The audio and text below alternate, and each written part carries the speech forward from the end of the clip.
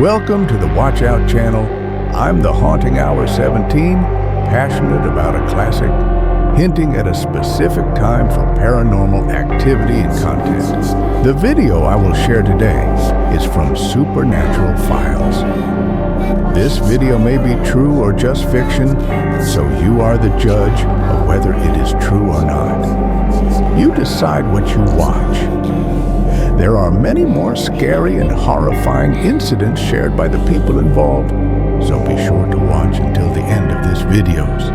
Maraming salamat po, and enjoy scary watching.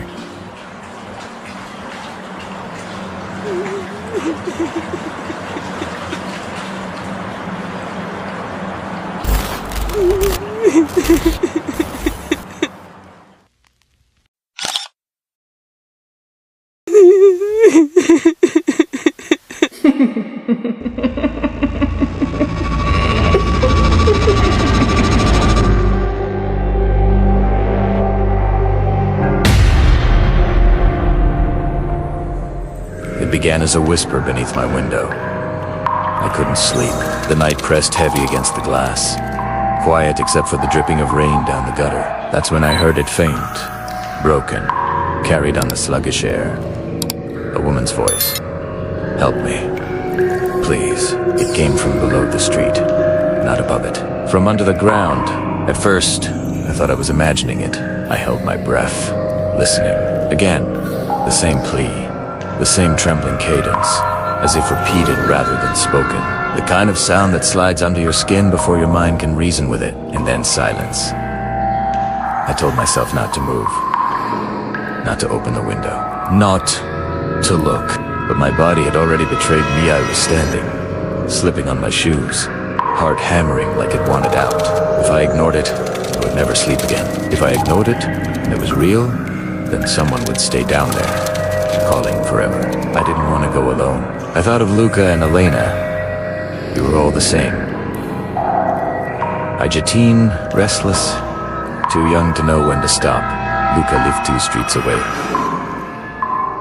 Elena, just around the corner. I messaged them with shaking hands, words spilling faster than thought. I heard someone. In the sewers. She's trapped. Luca was the first to answer. Don't be stupid. Call the police. But then, almost instantly, where are you? He never backed away from a challenge, if it meant being first. Elena replied slower. Are you serious? That's dangerous. But her second message betrayed her hesitation. I'll come. Just wait for me. Minutes later, we stood together under the flickering streetlight near the manhole. Lucas smirked as if he had been dragged from his bed for nothing. So this is your big emergency? He said, puffing out his chest. A ghost story at 2 in the morning. I heard her. I insisted. My voice cracked, betraying the urgency I didn't want them to hear. Twice. Exactly the same words. If someone's down there, we can't just... Then call the fire brigade. Luca interrupted, grinning. Why do we have to play heroes? Elena crossed her arms, caught between us. She was dressed too lightly for the cold, hair still damp from the shower. And I caught the way Luca's eyes lingered when she brushed it behind her ear. Maybe he's right, she said softly. But then she looked at me, and the doubt in her eyes weakened. What if someone really is stuck? I held her gaze, trying to draw strength from it. But Luca stepped forward with a laugh. Fine. If you want to waste the night chasing echoes, I'm in. But you'd better not faint down there. I wanted to hit him, but Elena was watching, and I couldn't give him that satisfaction. Instead, I forced a grin. You can stay here if you're scared. He barked out a laugh. Scared of puddles and rats. Please. She sighed, annoyed, and started helping me with the rusty cover. Luca immediately jumped to her side, flexing as if the weight was nothing, grunting exaggeratedly until the iron scraped aside. I felt invisible standing next to them. Every move became a competition who would lower the flashlight first, who would hold the rope, who would step closer to Elena when she shivered. Ladies first. Luca teased, offering her the rope. She rolled her eyes and pushed him. You go. Prove you're not scared. I followed, not wanting to lose ground. but the voice returned before I placed a foot inside. Clearer now, rising from the hollow dark. Help me, please. The same pitch, the same rhythm, as if carved into the air itself. Elena froze. Luca stopped smiling. The sound echoed long after it faded, trapped in the tunnels beneath. We exchanged looks, none of us willing to speak the truth. The voice had not changed at all, but no real throat repeats words so perfectly. Still, we descended together. The beam of the flashlight cut into the mouth of the tunnel, and the smell of rot rose to meet us. Somewhere ahead, the voice whispered again, louder this time. The stench struck first, acrid, thick, layered with rot and something metallic. It pressed against my throat until swallowing felt like betrayal. The shaft swallowed us whole, one rung at a time, and the sound of trickling water grew louder with every step. My palms slipped on the iron ladder, and I thought about turning back, but then I heard them behind me, and pride hardened my grip. Careful, man, don't slip, Daniel said. It wasn't concern. His voice dripped with challenge. He wanted her to hear it. Wanted Sophia to notice his steady calm while I hesitated. I laughed it off, forcing something sharp into my tone. I don't slip, I said. Not like you. Sophia sighed above us. Can you two not start already? We're literally climbing into a sewer. Her words barely dented the tension. At the bottom, the air felt thicker, pressed close with them. Daniel rushed ahead, flicking on the flashlight he'd snatched from my hand before I could even protest. He swept the beam like a sword, claiming the lead. I clenched my fists. If he wanted to play the guide, fine. I took the rope from my bag and looped it casually over my shoulder, making sure Sophia noticed. You think light makes you brave? I muttered. Daniel smirked, catching my glare. At least I'm not just carrying things to look useful. Sophia walked between us, her voice strained with patience. We came here to help someone. Remember, whoever's down here doesn't care who's holding what. But the rivalry simmered hotter, like the pipes that sweated rust above our heads. We moved deeper into the tunnels, boots splashing in shallow streams. The echoes made it impossible to judge. To test the sound of each step repeated itself, layering into a mocking chorus. The flashlight beam caught walls, dripping with condensation. Slick brickwork that seemed to lean inward. And then, the voice again. The same woman, pleading. Her words muffled by distance but clear enough to freeze us. Help me, ... It sounded exactly as it had outside. The exact same intonation, the same fragile break between syllables. A recording trapped in stone. Daniel lifted the light higher. Jaw tight, she's close, he whispered. I wanted to believe him, but the way it echoed, the monotony, ... Something snagged at me. Sophia leaned forward, concern overtaking her frustration. We have to hurry. So we pressed further. The ceiling dipped lower, water lapped against our shins. The darkness thickened until even the beam seemed to drown in it. I could feel my breath bouncing back against me. The tunnel's throat swallowing sound and spitting it out in warped fragments. That's when it come the current, cold air rushing past our legs, as if the tunnel itself inhaled. It wasn't steady, it pulsed, like something alive shifting in the dark.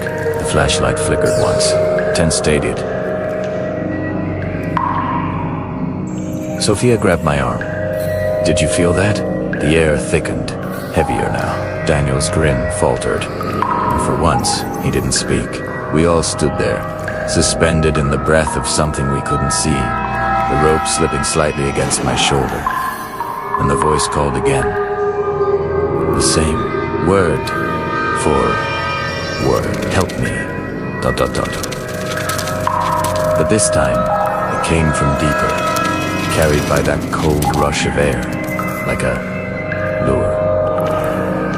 The water reached our knees, black and moving with an insistent current that pressed against our legs like unseen hands. We had been bickering again about who should go first, who should guide her across, but the fight ended when she slipped. One misstep, one gasp. Her arms flailed in the dim cone of light, and then the current claimed her. But lunge, his hand grazed her wrist. Mine.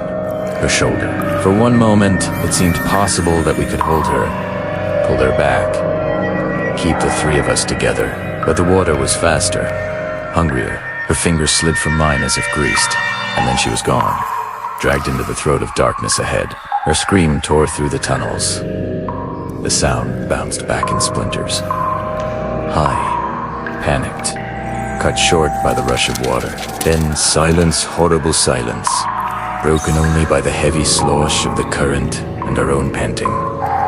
The flashlight slipped from my hand. It spun once on the surface, a pale coin of light, then vanished into the black stream we were blind. He cursed, his voice too loud, the sound slamming into the walls and coming back at us in distorted echo. I wanted to tell him to be quiet, but the words stuck to my tongue. Maybe because quiet seemed worse, we stood frozen, dripping, our chests heaving. There was no sound of her anymore. No splashing, no coughing, no glee. Only the endless hiss of water rushing away into darkness. I thought, maybe she hit her head. Maybe she drowned already. The thought came fast and sharp, and I hated myself for it. We called her name. Once, twice. The echoes blurred together until I couldn't tell if he was Please subscribe, like, and press the notification bell. Maraming salamat po, and enjoy scary watching. doubting if it was me. And then, faint so faint, I thought it was my imagination. We heard it. Help me. Her voice, clearer than it should have been. Not gasping, not broken, but calm.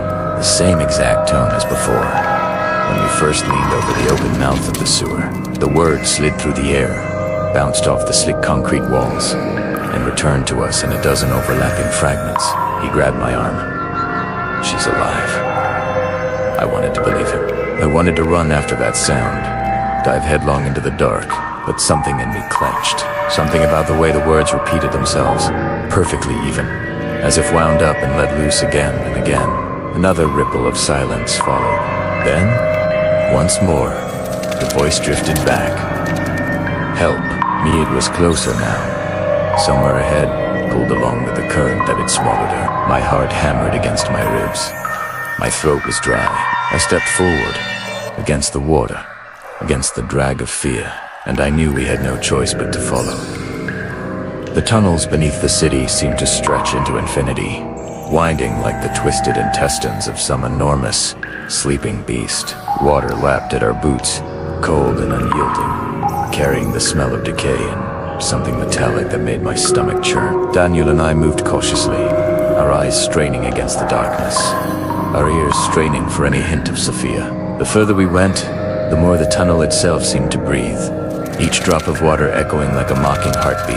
At first, the sounds were simple enough, the slosh of our boots, the dragging of rope against slick stone, faint splashes as water disturbed unseen obstacles. But soon, the noises began to twist, bend, and mislead us. Irregular breaths that were not ours, whispered just behind, footsteps that fell in the wrong rhythm, soft scrapes along the walls as if someone or something was gliding alongside us.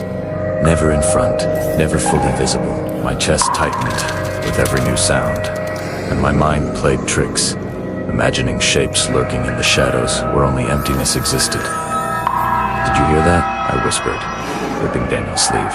My words seemed to vanish into the damp air, returning to me distorted, elongated, warped. Daniel nodded, jaw-tight, his flashlight trembling slightly in his hand. The light flickered across the walls, catching glistening veins of moisture and moss that made everything shimmer as if alive. The tunnel was not just dark, it was sentient, aware of our presence, reacting to our movements. Sophia's voice echoed again, faint and far, yet perfectly recognizable. "Help me, please."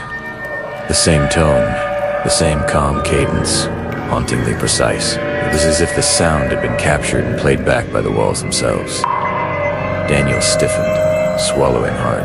"She's close," he said, though his voice carried the tremor of doubt. My stomach twisted. How could her voice sound so calm, so measured, after what had happened? The current that had taken her moments ago should have drowned any semblance of control.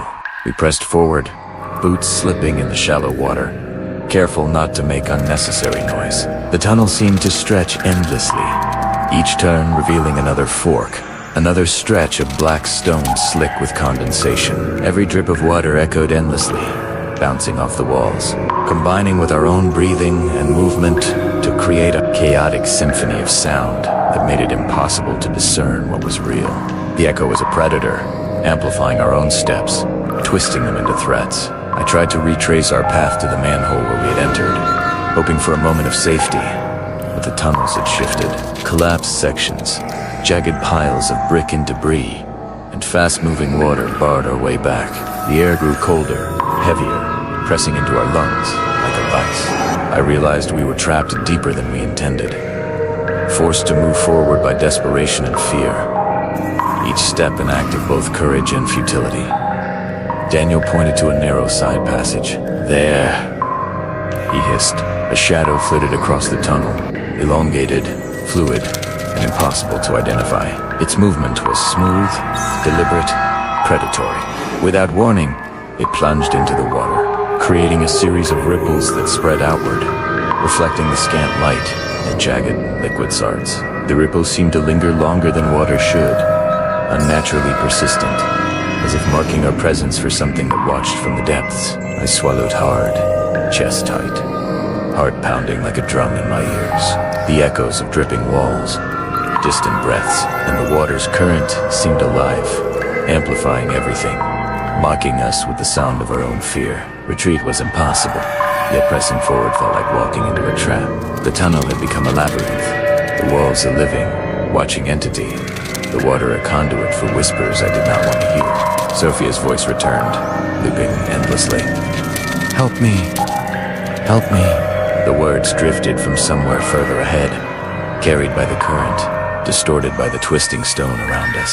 Familiar and beckoning, yet impossible to locate precisely, as if the sound itself was being manipulated by something else. Each repetition gnawed at my mind, layering panic atop the adrenaline that already coursed through my veins. We slowed our steps, careful, whispering only when necessary. Every sound a drag of rope, a boot slipping in the water, the catch of breath reverberated, echoing through the hollowed stone, creating a chorus of ghosts around us. The tunnel twisted, branched, and converged in ways that seemed to defy any sense of logic or orientation. It was impossible to tell if we were moving closer to her or deeper into some trap set by the darkness itself. Then came a different sound, subtle but distincta. Soft, irregular breathing that was not ours, not human, drifting along the edges of the tunnel. My heart leapt into my throat. Daniel stiffened beside me, flashlight trembling in his grip.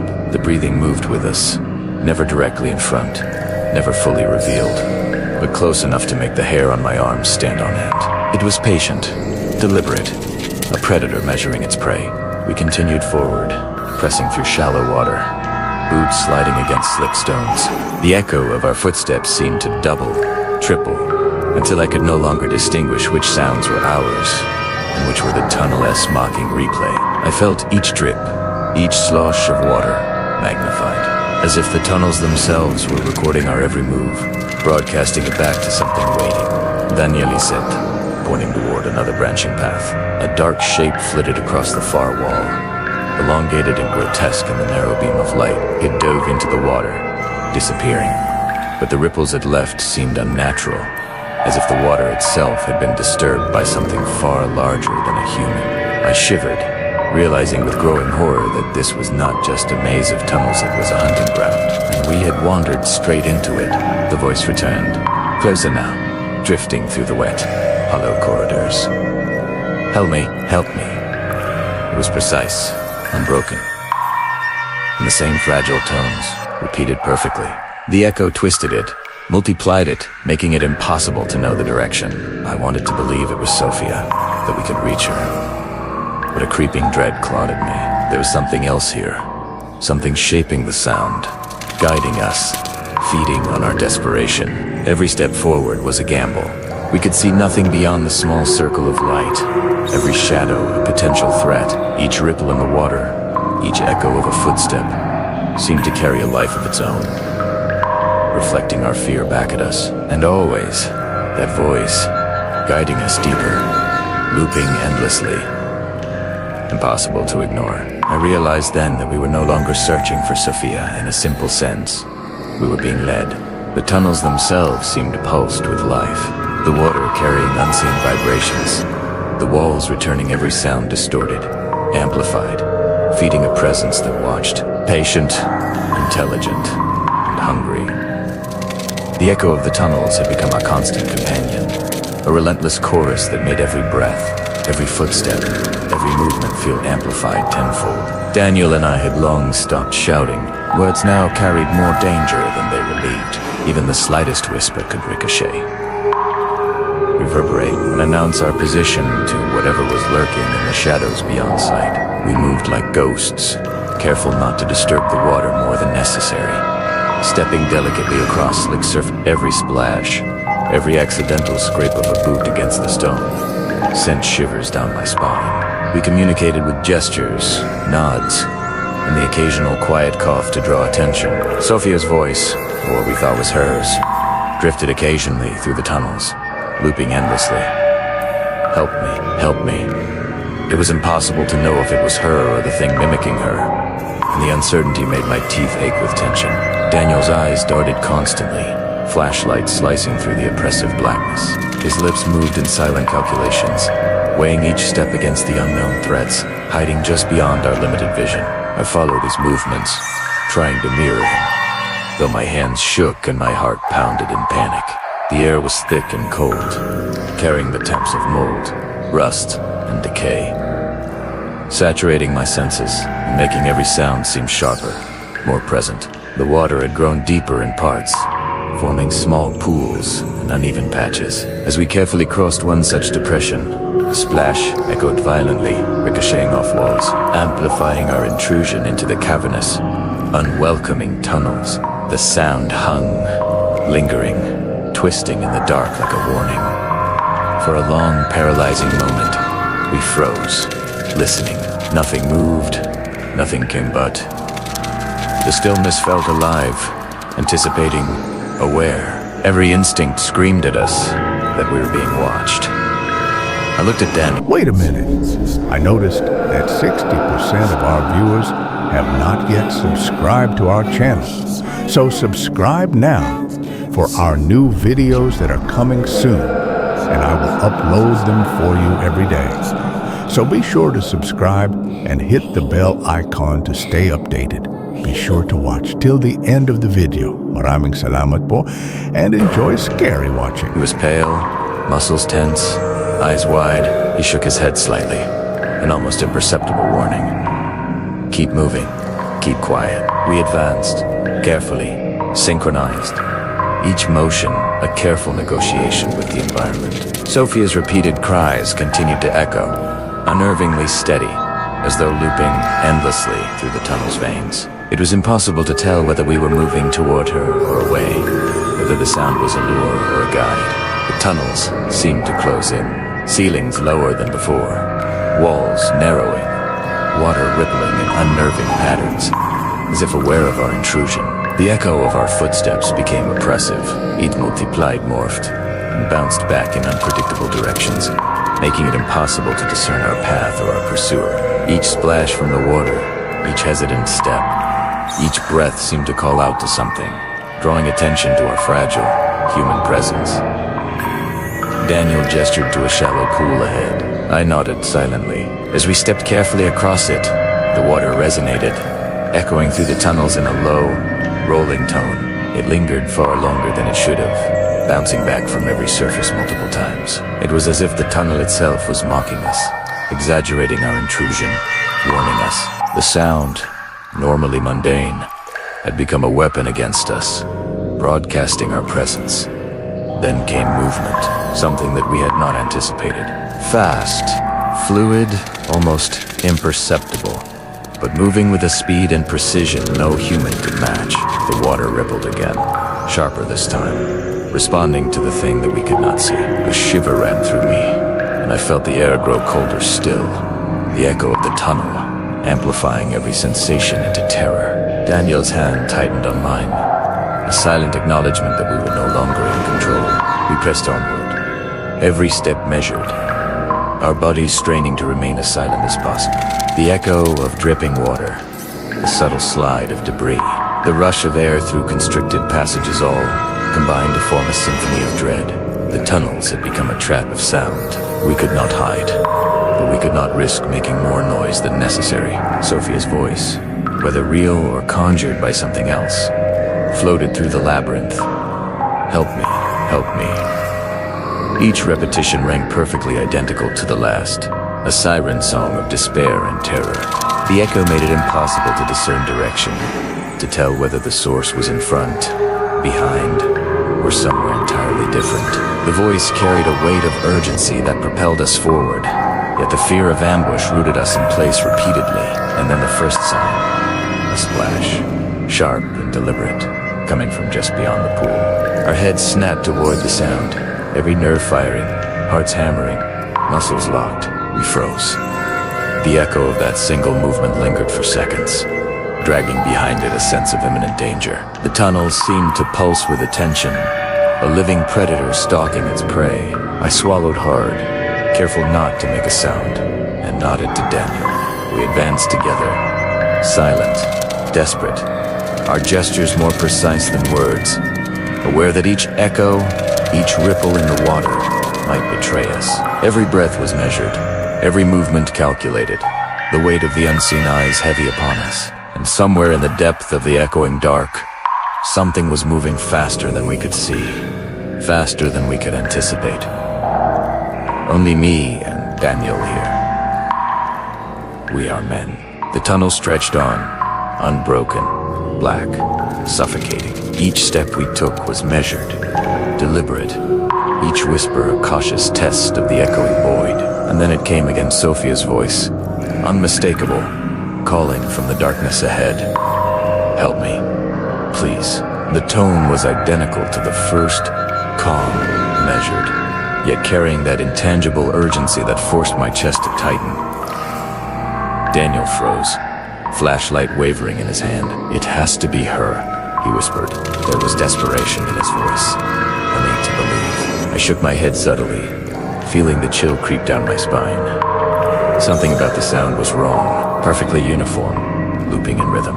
It felt rehearsed, artificial, like a recording being played back in a cavern designed to manipulate every note and echo. We can't trust it, I hissed, barely moving my lips.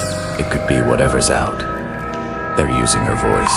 Don't fall for it. He shook his head, stubborn and determined, the old bravado of a leader still flickering through him. I don't care. We follow it. It's the only lead we have. Sophia clutched my sleeve, her eyes wide, afraid yet unwilling to argue. We moved forward, slow, deliberate. The echo of every footstep and drip stretched through the corridors, duplicating and twisting the sounds into phantom movements. The tunnel, so silent moments ago, now felt alive with invisible watchers, each echo carrying potential threat. The voice called again, from what seemed like everywhere at once, the repetition merging with our own echoes until we couldn't tell direction from distance. Help me, help me. It drifted from the left, the right, above us, behind. Each echo overlapped with the next, creating disorienting layers, pulling us in multiple directions simultaneously. My stomach churned. Every instinct screamed that this was no ordinary call for help.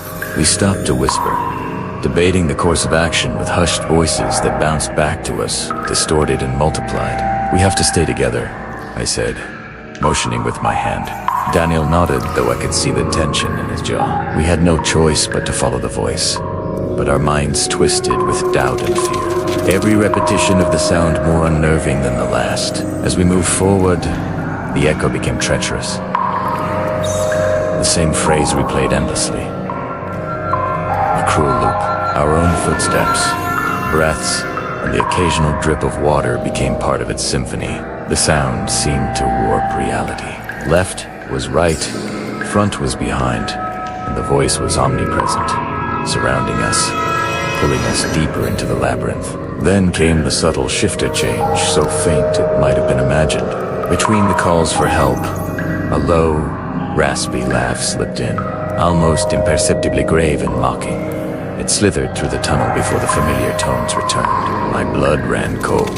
Daniel stiffened beside me, his eyes widening, understanding dawning in the same instant. It wasn't Sophia.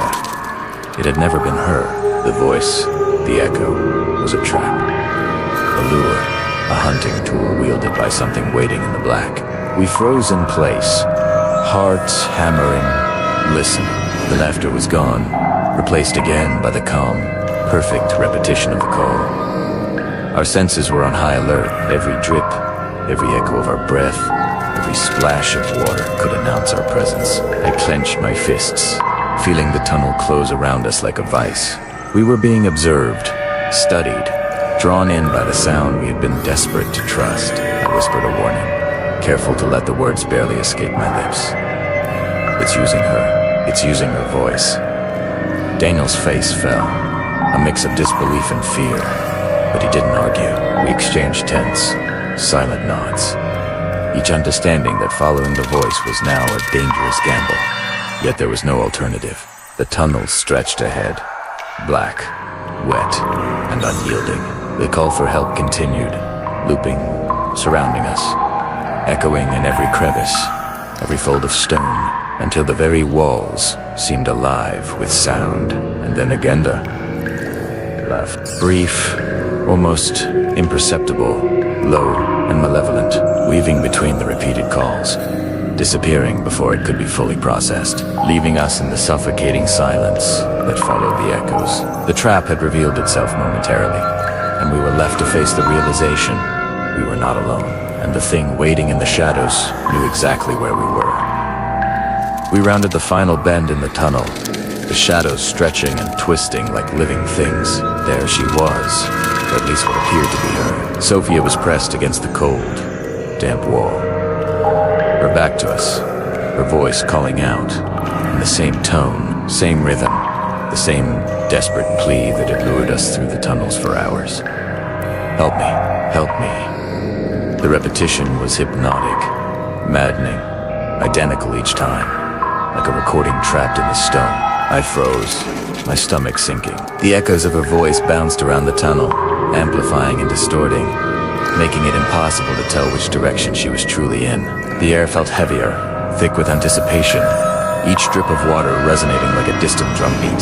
Then it came, the laugh, low, almost childlike, cruel in its innocence, threading through the repeated calls for help. My blood ran cold, recognition dawning too late. This was no ordinary echo. This was deliberate, malevolent, and it wasn't Sophia. Daniel stepped forward, his flashlight trembling in his hands, his face pale. I reached out, hand raised to stop him, but he ignored me, stepping closer to her. The girl didn't turn, didn't acknowledge him. She simply repeated her plea, mechanical, unwavering. I could feel my chest tighten, pulse hammering in my ears.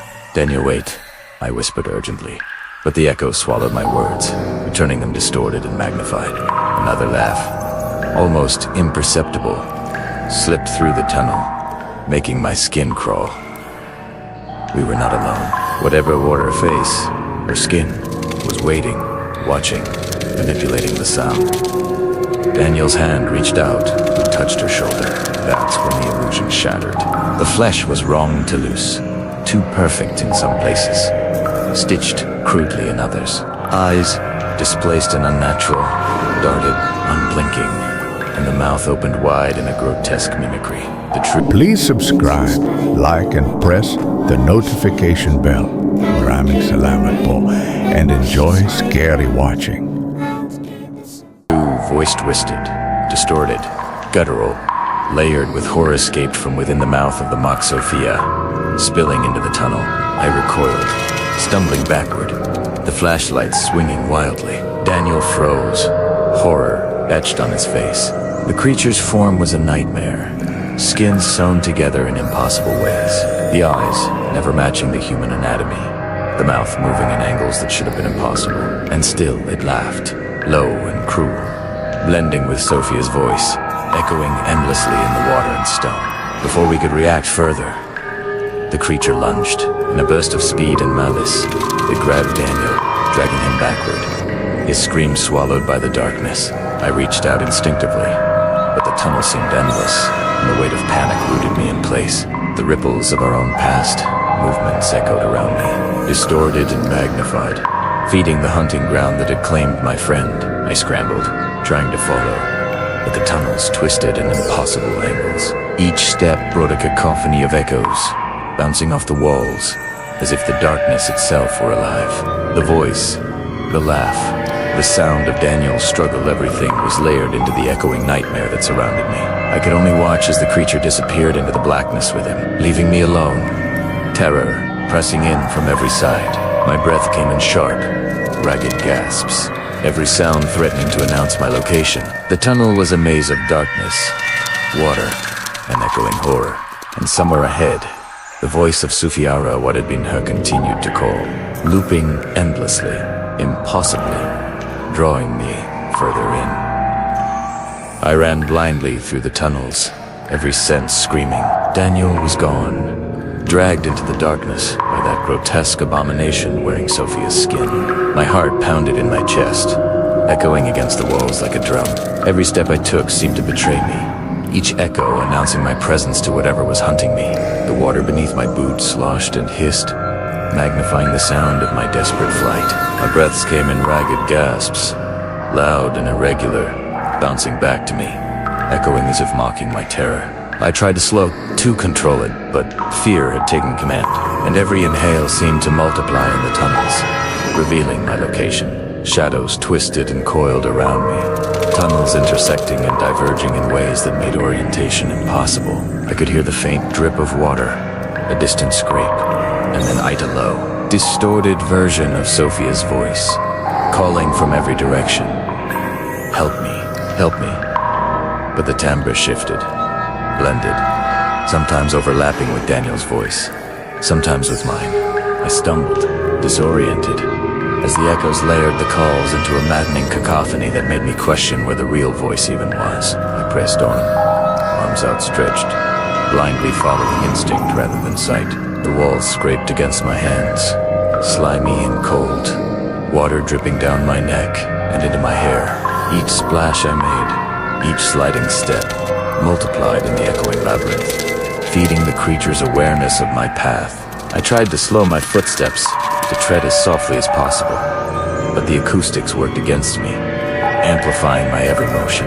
The calls became more intricate, more sinister.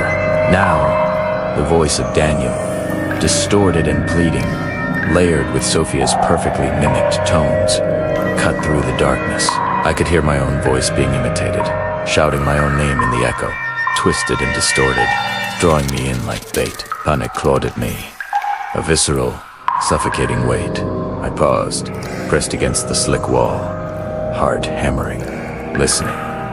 Water sloshed somewhere ahead, maybe behind. A whisper of movement, subtle yet deliberate, hinted at the creature's proximity. I dared not make a sound, not even to breathe, but instinct forced me forward, through the twists and the wet, narrow corridors that seemed endless.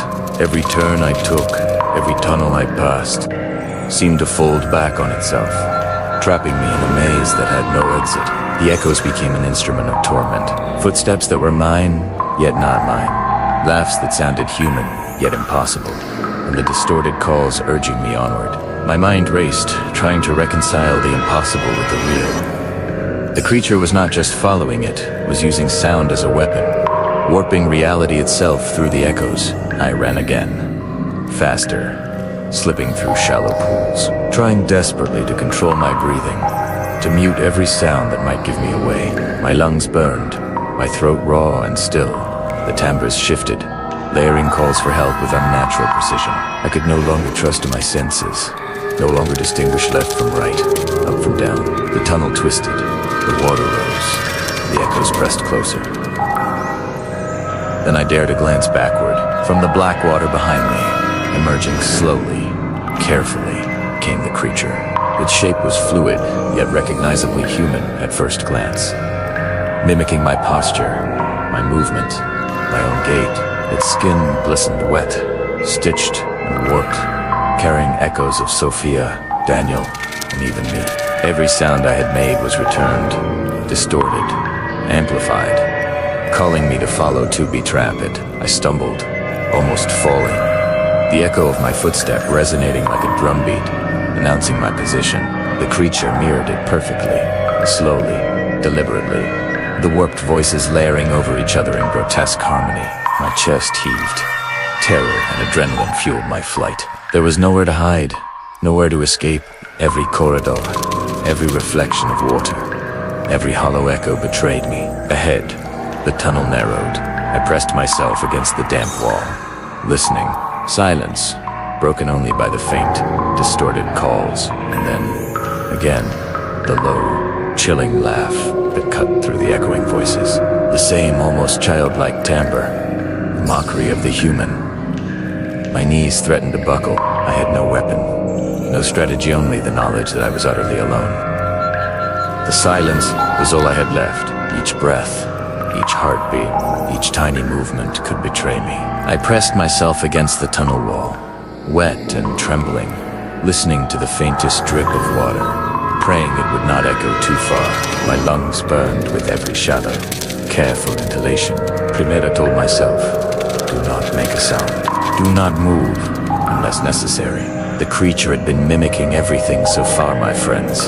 My own voice, there was no margin for error. Step by step, I advanced, hands outstretched, tracing the walls. My boots sank slightly into the mud, each echo stretching long and deliberate, bouncing back in a distorted imitation of my movements. The tunnel seemed infinite, a labyrinth of dark stone and stagnant water, stretching my senses to their limits. My mind played tricks, the echoes of my own footsteps sounding like multiple pursuers, each ripple magnifying the threat I could not see. I whispered a prayer under my breath, so faint it could barely be called sound, and then I heard it, my own voice, calling from somewhere ahead. Help me, help me.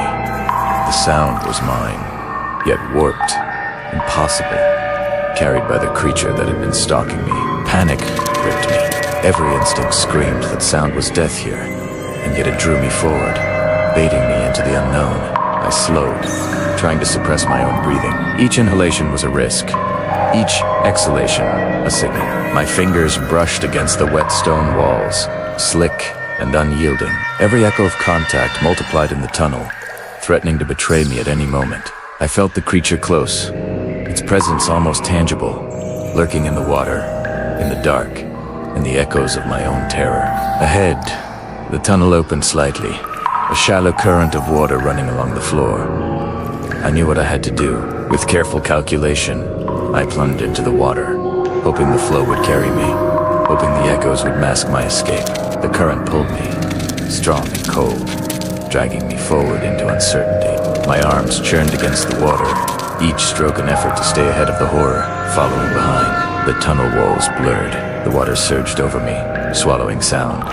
Yet I knew the creature followed, imitating, twisting, returning my own calls in a grotesque loop. I tried to control my fear, to focus, but every shadow, every echo, every distorted voice gnawed at my mind. I was alone, utterly alone, in a labyrinth of sound and darkness. A final, distorted call echoed through the water, my own voice warped by the monster.